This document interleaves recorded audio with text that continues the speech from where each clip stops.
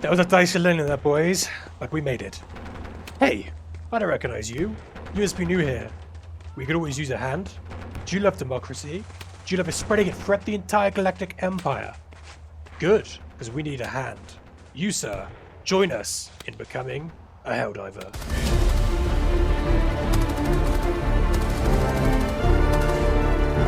Alright, both of them are down.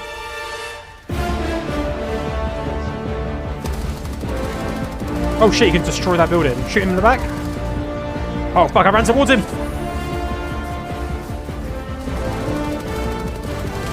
Oh, you got it?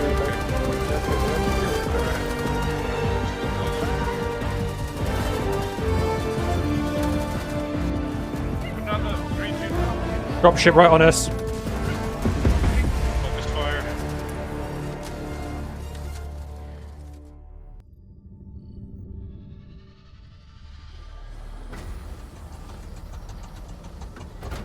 So after doing the tutorial where you learn basic controls, a little bit more about the game in terms of blowing up nests, that sort of thing with grenades, which is quite important when you actually get into the game itself, otherwise they will just keep on coming. You board your ship, where you get to call it whatever name you want. There's a whole selection of different toggles you can do, prefixes, suffixes, change them together. No one could beat my SES Fist of Destiny. I dare you.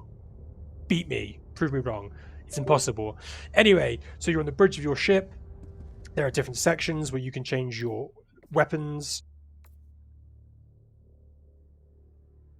You can change your stratagem loadouts, which are abilities you can call in from your ship, where it's the brig or it's like orbital cannons, supplies, loads of cool stuff. And you can see a list of them here on your screen now.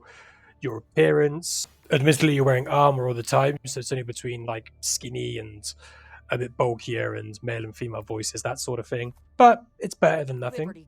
As well as 3 different types of armor, light, medium, and heavy.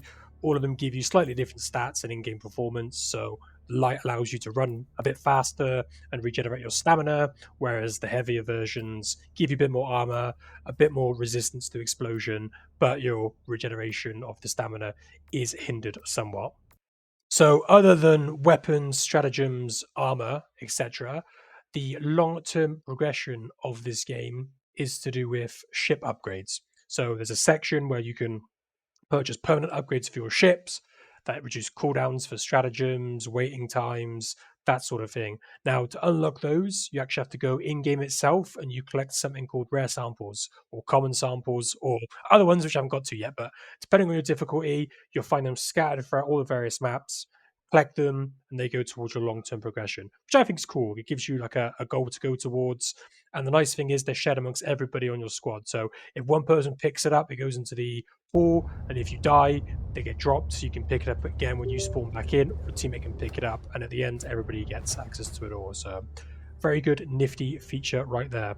So the only way to actually obtain loot is through the in-game Battle Pass-esque system, because that's obligatory nowadays, of course.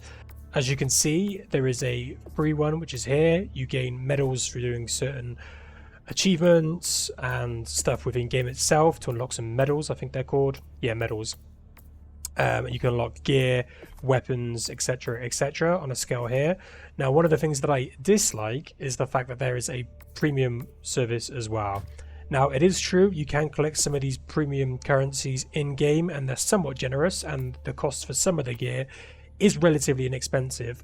However, it's a brand new game, and it was here from the start. So it feels like they've wanted to earn some extra money. As you can see here, the prices for the microtransactions.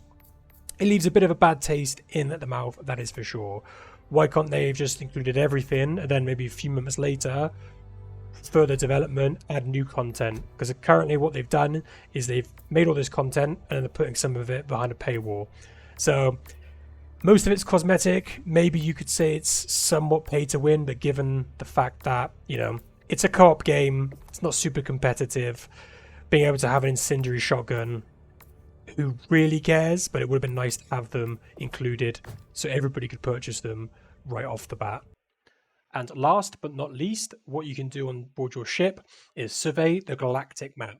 Now, this shows you the two different regions of where the Tyranids and the Automatons are engaging their galactic conquest of your vast empire. You select a zone where they're encroaching, select a planet, select an area within that planet, and finally select a mission. Now, the admin's over and done with. Make your way over to the drop pods, select your stratagems, select your loadout, and get ready to dive. Now, while it is entirely possible to play this game on your own, even at some of the harder difficulties, I would recommend just quick playing it, or even better, if you're unlike me and actually have some friends, then group up with them either in Discord or they have an in-game chat filter. An in-game chat filter?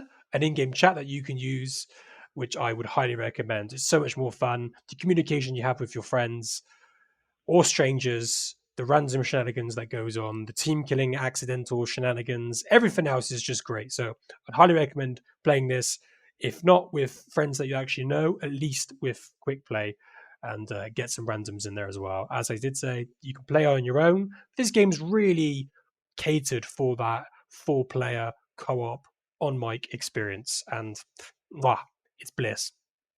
Now, I'm not quite sure what this video even is, whether it's supposed to be a review or just a brief overview, but I'm going to go with it anyway. One of the things that I really enjoy about this game is its graphics and sound design. They're just absolutely perfect. They make you feel like you are, I don't know, a not too distant future Space Marine, basically, like an Halo ODST slash Warhammer slash Starship Troopers, just all modge podge together and had some kind of abhorrent baby creature. That's basically you, and that's how it makes you feel. The sound design, the propaganda, the jokes within there, the little hints that allude to pop culture. Why not for everybody's taste? Does give you that kind of cheerful joy, which a lot of games don't bring that much. They try too hard, or they shove the message in there. This game doesn't do that at all. It lets you have fun. It lets you just blast stuff, and recent gaming has missed that to some extent, and this is a return to form for gaming as a whole. Now, I'm not going to go into too much detail in terms of what to do when you're actually in game itself, i.e., shooting baddies.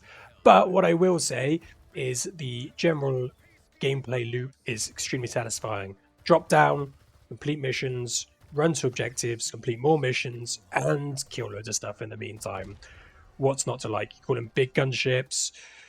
I just saw there's a recent patch coming. Hopefully, in the next few weeks, as I release this video, they're going to be dropping mech DLC or a patch in where mechs will be coming in. So one of your stratagems, or maybe you can find them on the map.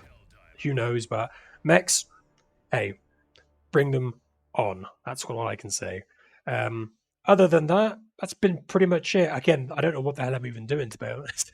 It's just me rambling and trying to podge together. As a second time I've used up this video, I'm trying to put a video together with some thoughts, with some ramblings in terms of what I liked.